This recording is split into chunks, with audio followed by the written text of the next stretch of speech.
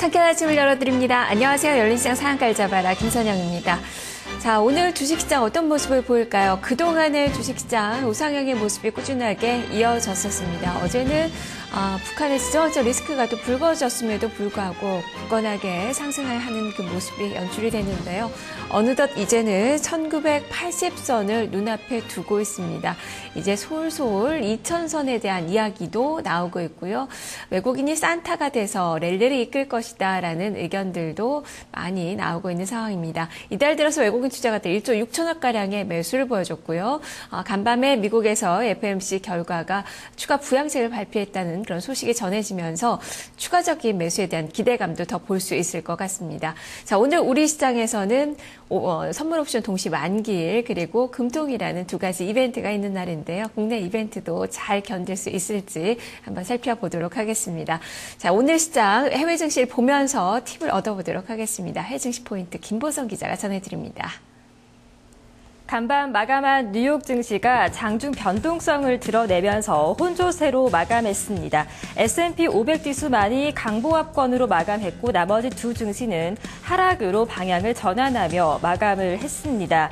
미국의 연준이 사실상의 네 번째 경기 부양 조치를 밝혔습니다. 매달 450억 달러 규모의 국채를 매입하겠다고 밝힌 점이 호재가 되면서 장중 한때 증시가 큰 폭으로 오르는 모습을 보였는데요. 하지만 벤 버냉키 의장이 재정 절벽은 연준이 감당하기에는 벅차다라면서 이 협상에 관한 문제점을 지적하고 나서면서 지수가 하락으로 방향을 바꾸는 모습이 나타났습니다. 3대 지수부터 체크해 보도록 하겠습니다. 먼저 다우존스 지수 하락으로 방향을 돌리면서 마감했습니다. 0.02% 하락하며 13,245선에 마감을 했습니다.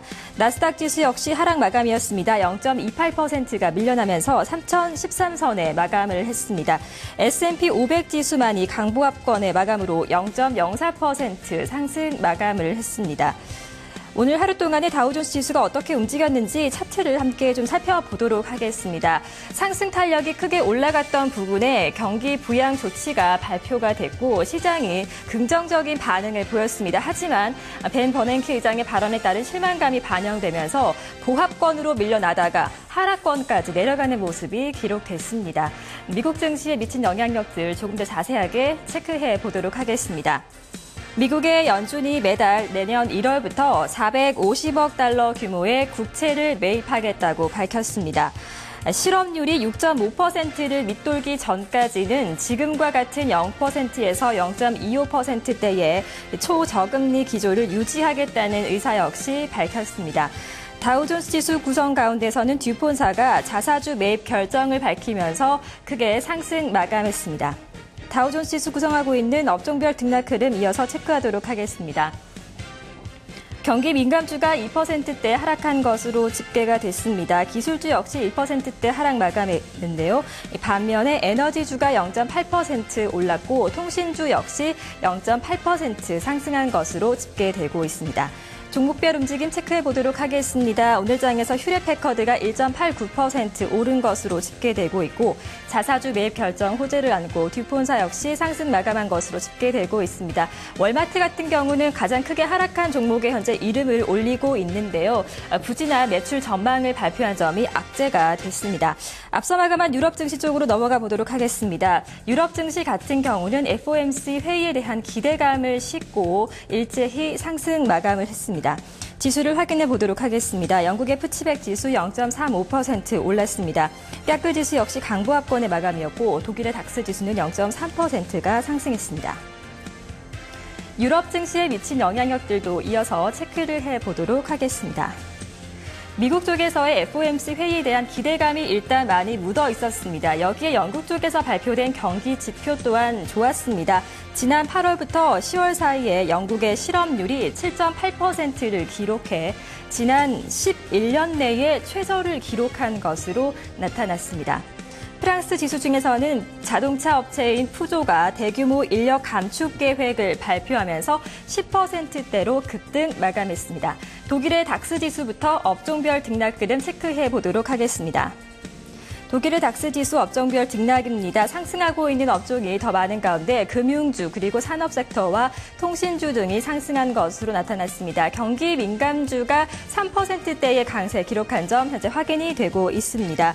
티센크루프 4%대 강세 기록한 점 확인되고 있는데요. 어제장에서도 미주 지역의 철강 사업 부문을 매각하겠다는 소식 속에 5%대 강세를 기록했는데 이어서 4%대의 강세를 기록한 점 확인되고 있습니다. 반면 머크사가 0.5% 밀려난 것으로 집계됐습니다. 영국의 푸치백 지수 업종별 등락 이어서 살펴보도록 하겠습니다. 상승한 업종들이 대부분이었습니다. 필수 소재 업종 그리고 아래쪽으로 통신 업종과 기술주만이 하락한 것으로 집계가 되고 있습니다. 푸치백 지수 가운데서는 철강 기업인 에브라즈가 4%대의 강세를 기록했습니다. 자, 마지막으로 프랑스 CAC 지수의 업종별 등락 체크해 보도록 하겠습니다. 혼조 양상을 띠고 있습니다. 경기 민감주가 1%대 하락한 것으로 집계되고 있고 아래쪽으로 기술주가 0.8%의 상승을 기록했습니다. 프랑스 지수 중에서는 푸조가 인력 감축 발표에 10%대의 강세를 기록했습니다. 프랑스 전력청은 2%대 낙폭을 기록했고 아래쪽으로 로레알이 1.3% 밀려난 것으로 집계가 되고 있습니다. 국내 증시에 미칠 영향력들 이어서 체크를 해보도록 하겠습니다. 먼저 긍정적인 재료부터 살펴보도록 하겠습니다. 미국의 연준이 경기 부양책을 실시했다는 점 우선 긍정적인 영향이 기대가 됩니다. 그리고 영국 쪽에서의 실업률이 11년 내 최저를 기록한 호재를 나타낸 점 또한 긍정적입니다. 반면에 재정절벽 협상이 여전히 문제입니다. 존 베이너 공화당 하원 의장이 다시 한번 협상에 상당한 이견차가 있다는 부정적인 발언을 내놨고 오늘 미국 증시 하락으로 이끈 요인이었죠. 벤 버냉키 의장의 재정절벽에 관한 부정적인 발언, 증시에 어떤 영향을 미칠지 주목이 됩니다. 해외 증시 포인트였습니다.